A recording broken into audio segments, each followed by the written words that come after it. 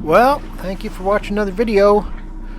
Hope you get a charge out of this one. Double again. It's springtime, and in the spirit of renewal, I'm looking at doing some improvements to the boat, specifically to the battery system. So here's some of the decisions I made and some of the data I used to make those decisions. Hopefully that'll help you if you're thinking about the same thing.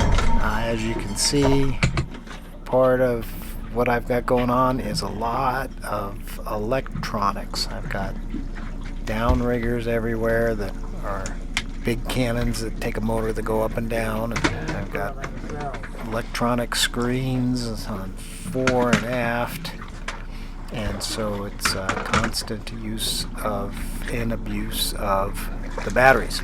That's what I'm going to be doing, is changing some of that stuff up. I've had a actual failure on one of the AGM batteries I had, so that kind of prompted me to make an improvement. And so I started looking around and see if I could get something that was cost effective, and it turns out that the lithium ions are getting down in price enough now. There's enough competition or whatever that it's a viable alternative. And with everything I'm doing in my trolling motor, the electric trolling motor, which I'm using constantly as I'm fishing, I'm a gear guy and I'm trolling a lot, and that's my steerage. I constantly have it on about 5. So I'm assuming that's running around 50%. And then I've got it on auto steer, which is another thing these Minkinas do. So that's also using some energy because it's got the motor that's got to turn it for and for it to watch which direction it needs to turn takes energy as well.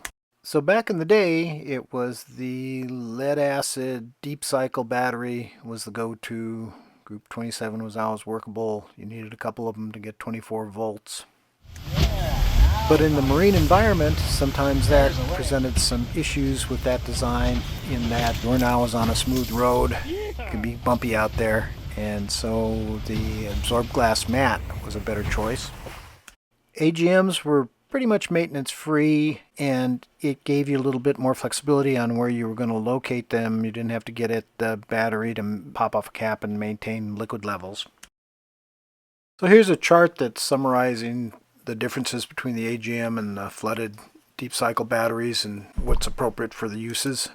And now comes the lithium ion, which have gotten a whole lot less expensive recently, and really provide a substantial option now, especially for trolling motor applications. Here's a little chart comparing those to the AGMs.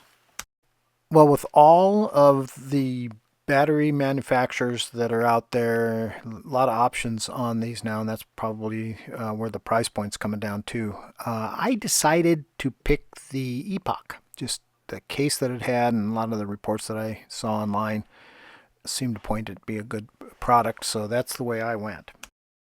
Directly to Epoch to get the battery.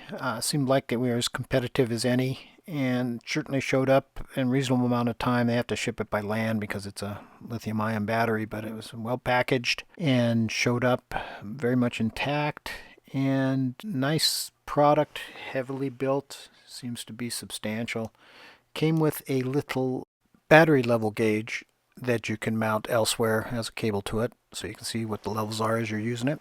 Okay, so here's the system installed.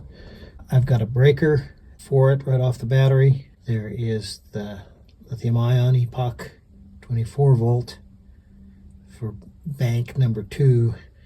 Bank number 1 consists of the absorbed glass mat batteries. There's two 12 volts there on either side, and they get charged off of the kicker motor with this troll bridge system that I've got. So it'll charge if the system's not being used as 24 volt. It switches over to 12. That's its significance. So I got two different banks I can use, and I've got a switch over here that I use to go from port and starboard banks so they don't intermix. It's either one or the other.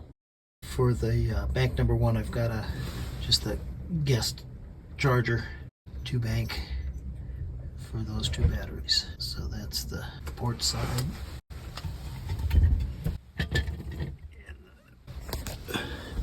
Starboard side has the lithium ion. The epoch has got its own charger. They have to be specific to work with lithium ions. There's a lot going on there.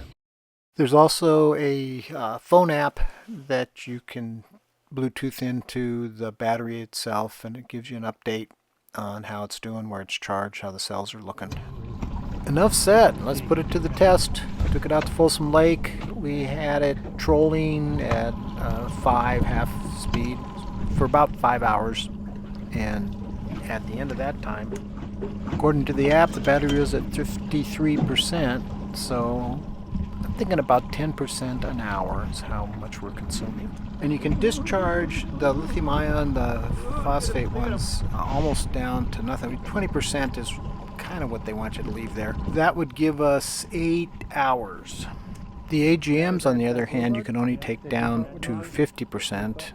That only gave you maybe 3 hours.